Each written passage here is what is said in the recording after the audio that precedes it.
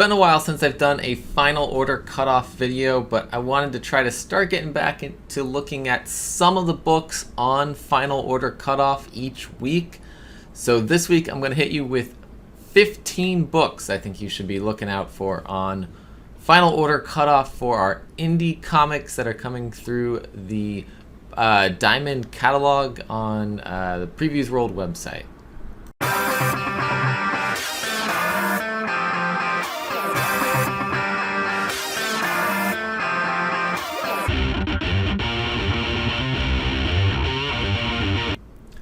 Alright, so like I said, we're going to look at some indie comics that are on final order cutoff for this coming Monday. That's going to be June 13th. Most of these books are coming out either July 6th or July 13th. So we've got a couple weeks before their release, and this is the final date that a shop can order these books and guarantee that they will be able to get them.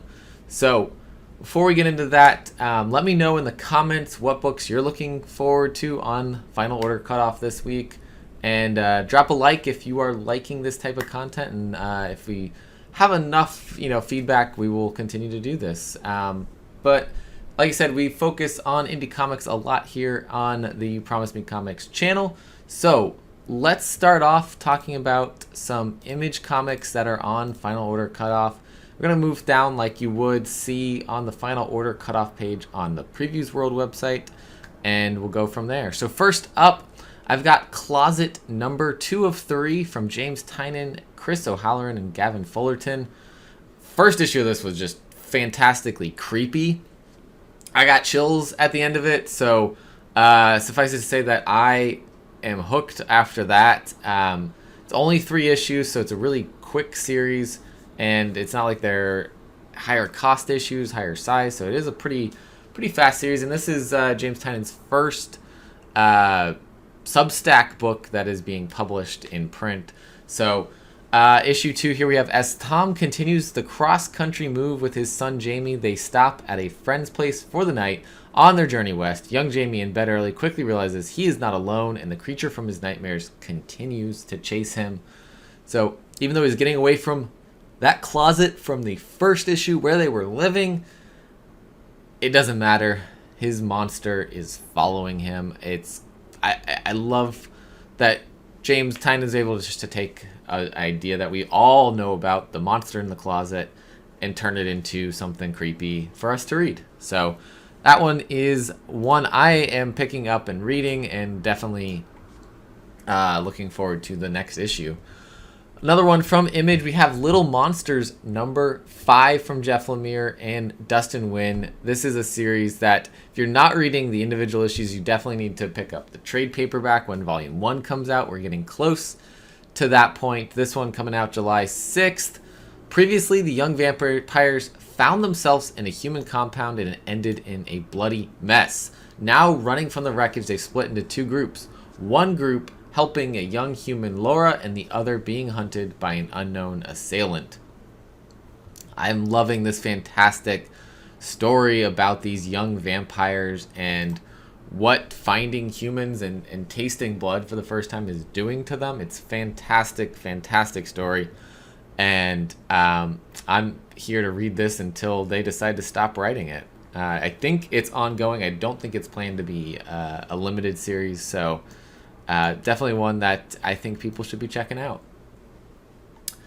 Moving on, we got another one from Image. This one is, it's a new one from Image. It's called Starhenge, Dragon and Boar, issue number 1 of 6 from Liam Sharp.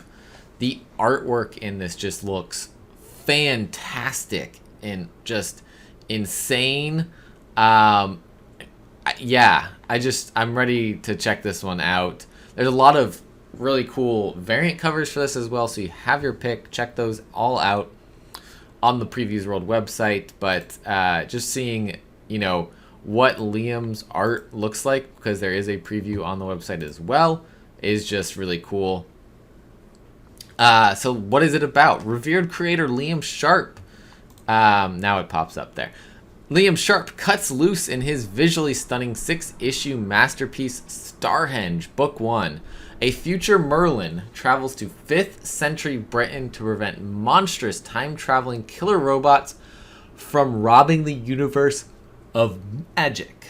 And Amber Weaver's lively present-day narrative reveals how she becomes drawn into a war across time. The Terminator meets the Green Knight in 30 enthralling pages, setting the scene for this original epic inspired by the Arthurian sagas. So that right there, time travel, a look at Merlin in a different way. The artwork is just, I'm in. I'm automatically in on this one, and I think everyone should be checking this one out. Starhenge #1, coming soon, July 6th, from Image Comics and on FOC this week. Next up, also from Image, I think this is the last Image book on my FOC picks this week, and that's Twig #3 from Scotty Young and Kyle Strahm. Twig 1 and 2, fantastic. I love these characters, Twig and Splat, and this world that Scotty and Kyle have created together. Scotty's writing is fantastic. I love his art, but I think I like his writing of things even more so. And Twig is no exception to that. As they continue their quest for the gems that will hopefully save the world, Twig and Splat run afoul of the Trappers, a deadly group of hunters with nothing good on their minds. And the Trappers are not the only menace waiting for them along their way. Part 3 of the limited series from Eisner Award-winning writer Scotty Young and artist Kyle Strahm brings the peril and keeps the adventure moving for our hapless heroes. Like I said before, Twig is one that I'm really enjoying, so if you're not reading the individual issues, we're about halfway through the series, you could still catch up, but I highly recommend picking up the trade at least when it comes out.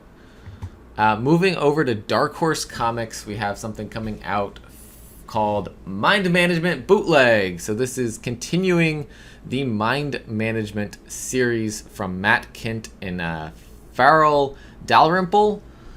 It is weird, mind-blowing, paranoid storytelling. It is the first ever comic book from the Flux House, Matt Kint's all-new imprint, which features crime, science fiction, and humor stories, all told in startling and untraditional ways. Upcoming publications will take many forms, and the polybag-bagged variant versions of Mind Management will contain a card that is playable as a playing card or as part of a new Flux House game. Previously in Mind Management, a covert government agency of psychic super spies fell into oblivion after one of their top agents went rogue.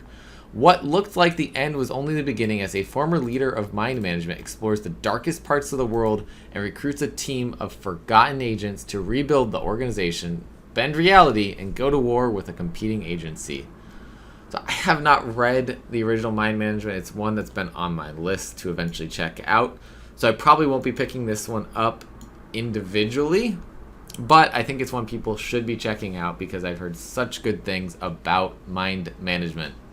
So I will eventually catch up on that series, the original series, and then pick this up later in a trade paperback form. Another one from Dark Horse, we've got The Ward, issue #2 from Kevin Scott and Andres Ponce. This one, issue 1, just came out this last week. Fantastic read.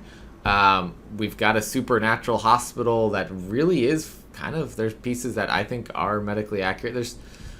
There was like a low blood pressure that the systolic pressure made sense. The diastolic was a little higher than I would have thought. So that's me knowing some medical knowledge and being picky on that. But otherwise, I thought it was great with the supernatural mixed with real medical information and being applied to these different animals to solve different creatures to solve what's going on. Dr.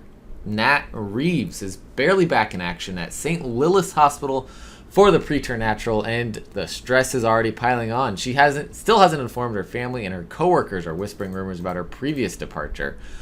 For all that, the place hasn't changed much. Each new emergency brings them all closer to the edge. And that's because it is an understaffed, very understaffed hospital, which makes sense. You know, how do you get people to come work for this hospital that's in like a whole nother realm? It's hard to say. So one, though, I think that is really enjoyable and something to keep an eye out for is The Ward, issue 2 on FOC this week. Next one up, going down to Boom Studios, is Basilisk number 9. We are still going with this series from Colin Bunn and Jonas Scharf. I think we've had a little bit of a break now since issue 8 because they've been like 4-issue arcs. And we're back at it here from, like I said, Colin Bunn, Jonas Scharf, bringing us this third arc here. Vanessa and the Five reflect on their strange life as children, the cult, and the truth about the Chimera's nature.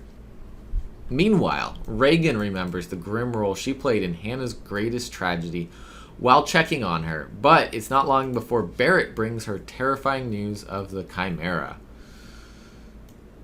July 6th release on this one as well. So far, I think everything has said July 6th. There's some later on, some of the smaller publishers that are having their FOCs now for July 13th. So we'll mention that later. But I've really enjoyed this series.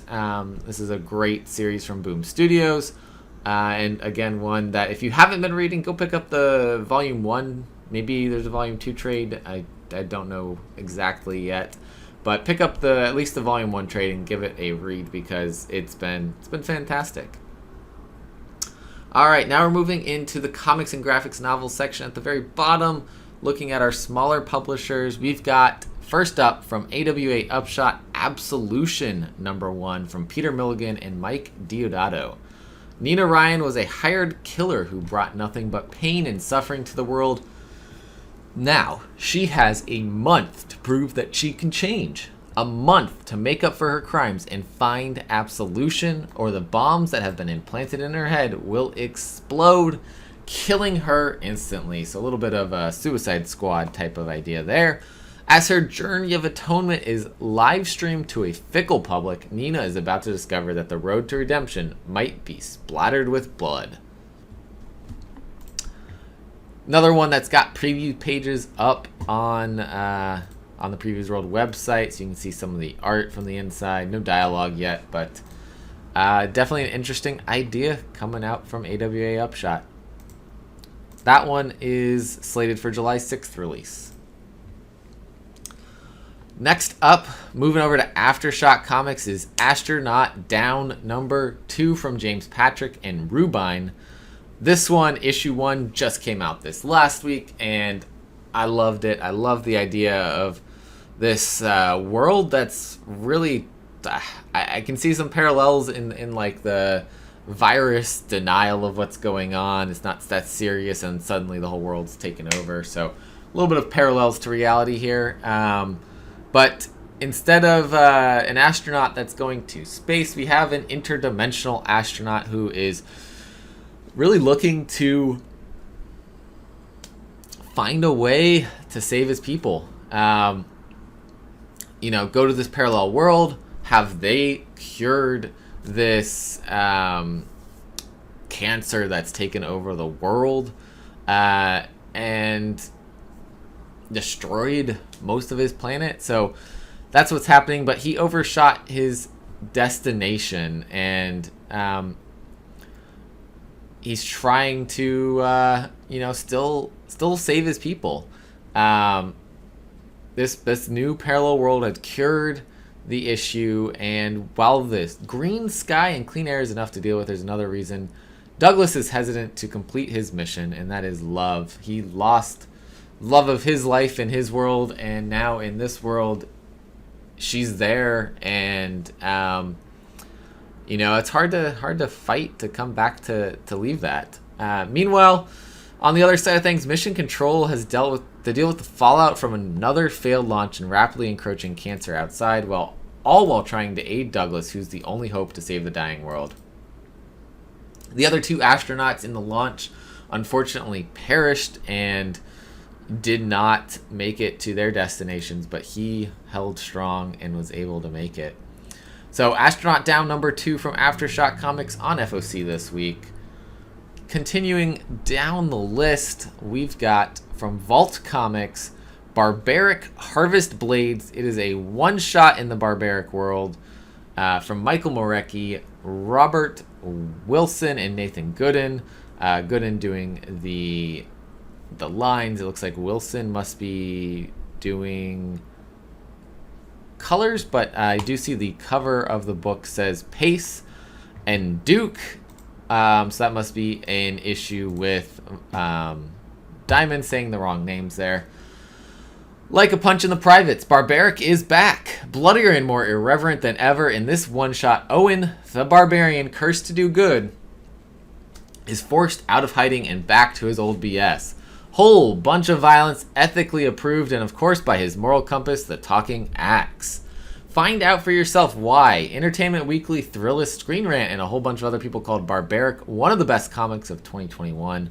The first of many one-shots that further explore the world of Barbaric, whose second arc, Axe to Grind, arrives in July. I feel like that was typed up before because I think that's going to be a little bit later since this is coming out July 13th. So this is the one-shot, and then we have the second arc, full arc, Axe to Grind, coming later this year. So I absolutely loved the first arc of Barbaric. I was sad that it was so short, but it was a very satisfying arc. I love the Talking Axe. Love Owen. I just loved everything about this story. So I am very excited to see Barbaric come back. Very, very happy that we're going to get more of it coming later this year. So that one is, like I said, July 13th will be its release date from Vault Comics. Moving down the list, we've got Illusion Witch, issue number 2 from Ruben Romero and Andrea Errico. This one from Behemoth Comics, releasing July 13th. The Illusion Witch Book 2 continues the adventure of Adia Locke, a celebrated illusionist that is regrettably pulled into a breathtaking world of real magic. Sari is both an awe-inspiring and terrifying realm where Adia encounters demonic threats like the Three, a maniacal wraith whose intentions are truly sinister.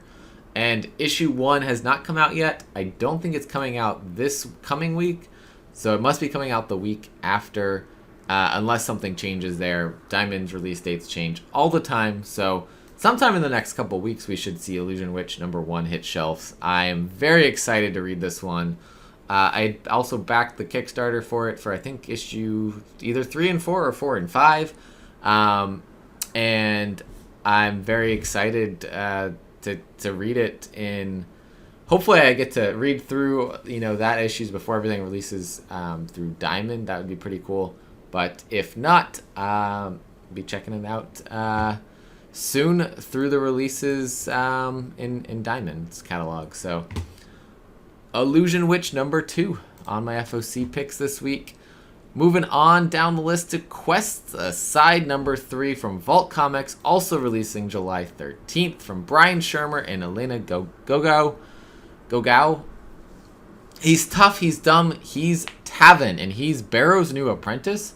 That's right, Barrow sees him in the young brawler and takes him under his wing. Cue the training montage. Plus, Ray gets dumped, and a necromancer is there to pick him up. Bonus, mercenaries attack, but who sent them? I love this. This is D&D fun goodness story of former adventurer who settles down and runs the tavern where the adventurers meet. And he's got such an interesting crew of characters that work with him, work for him. And he's got some issues with the king, one of his former adventuring pals. So lots going on in this story that it's just a fun time.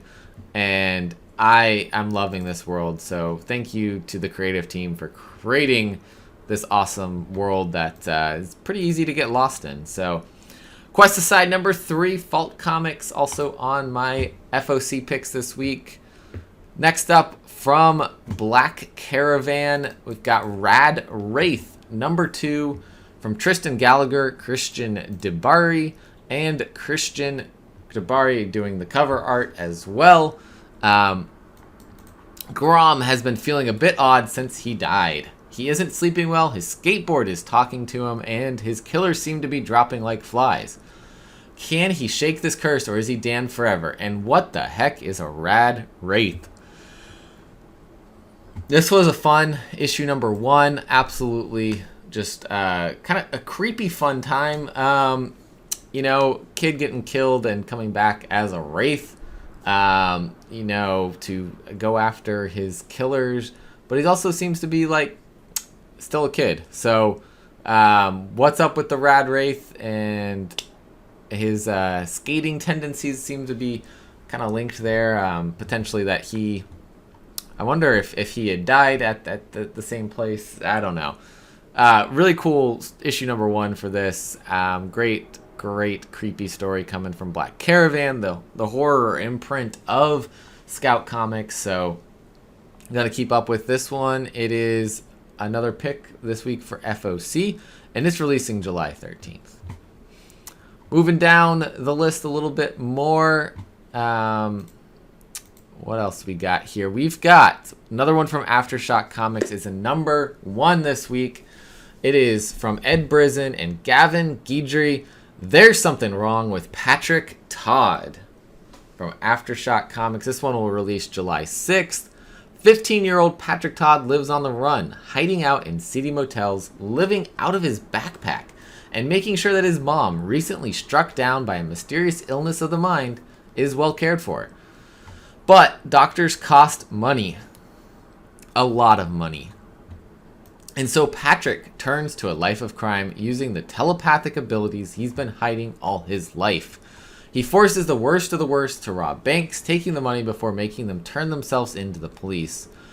But someone has taken notice of his schemes. A reckoning is coming. Will the police find Patrick in time to save him, or will he become yet another victim of the killer called Zeus? It sounds like a really good story, and I am excited to see another new interesting world from Ed Brisson and from Aftershock Comics. Last one on my list takes us back over to Vault Comics. We've got from Tim Seeley, Aaron Campbell, Jim Terry, and Vault Comics, West of Sundown issue number 4. First couple issues of this have been fantastic. I am loving this story. It looks at the idea of, you know, who really are the monsters? Are the monsters the monsters, or are people really monstrous and need to be hunted down by monsters? So Dooley and Constance are lost in the New Mexico desert, except it definitely isn't the New Mexico desert. Hunted by unearthly beings and facing the sins of their past, they'll have to team with their enemies to survive the darkness that's west of sundown. And that is it. Those are my FOC picks this week. These, of course, like I said, are indie comic picks for the Final Order Cutoff this week. Let me know in the comments below if you want me to continue to do these. I know I used to do live FOC shows, but it was a lot of work and a lot of time, so this may be a little bit easier format. So let me know in the comments if you want me to continue these. These, of course, are books on Final Order Cutoff for Monday, June 13th, and so you have until then to let your shop know to order these, because that is the last guaranteed date that they will be able to get their orders in by. So thank you for watching. As always, collect what you love. See you next time.